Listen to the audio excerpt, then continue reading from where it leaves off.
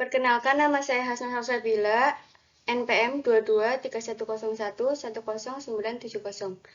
Saya akan mempresentasikan evolusi teori manajemen.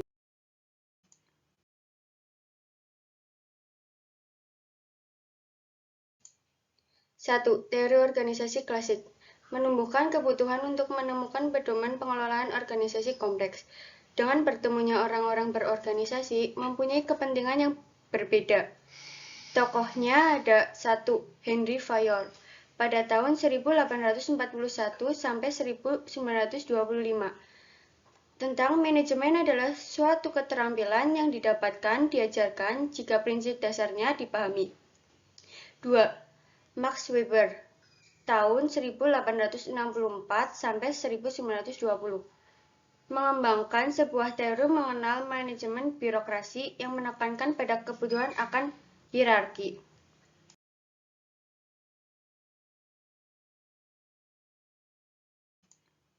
3. Mary Parker Follett pada tahun 1868 sampai 1923. Fungsi kontrol atau pengendali yang utuh menghitungkan bukan hanya individual dan kelompok, tetapi pengaruh dari faktor-faktor lingkungan seperti politik, ekonomi, dan biologi. 4. Ada Chester L. Barnard I tahun 1886 sampai 1961, yaitu orang berkumpul bersama dalam organisasi formal tidak dapat mencapai tujuan jika bekerja sendiri.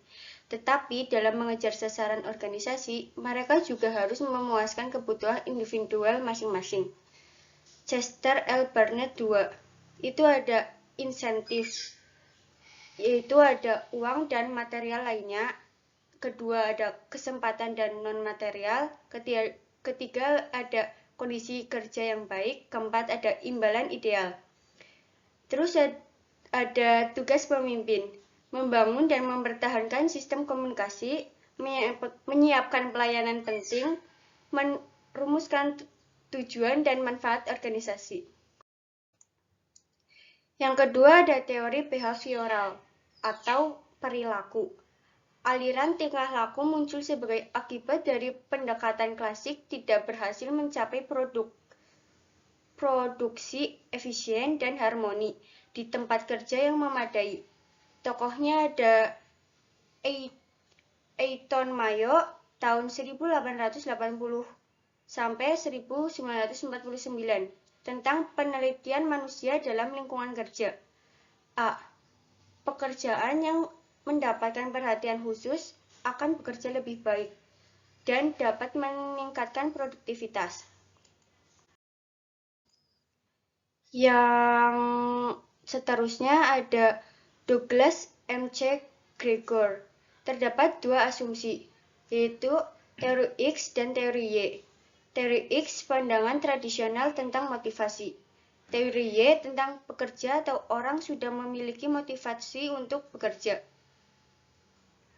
Yang kedua ada Abraham Maslow. Kebutuhan yang memotivasi manusia untuk mendapatkan kepuasan dapat dibuat hierarki. Yang ketiga ada teori motivasi hierarki kebutuhan. Menurut Abraham Maslow ada dua.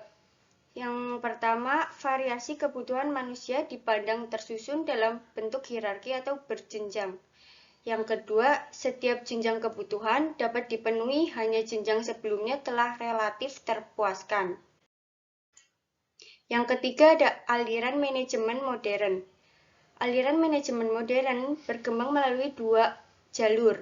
Jalur yang pertama yaitu pengembangan dari aliran hubungan manusiawi yang dikenal sebagai perilaku organisasi. Dan jalur yang kedua dibangun atas dasar manajemen ilmiah, dikenal sebagai aliran kuantitatif atau Operational Research and Management Science atau manajemen operasi. Prinsip dari perilaku organisasi dari tokoh manajemen modern, yaitu ada manajemen harus sistematik dan pendekatan yang digunakan harus dengan pertimbangan secara hati-hati.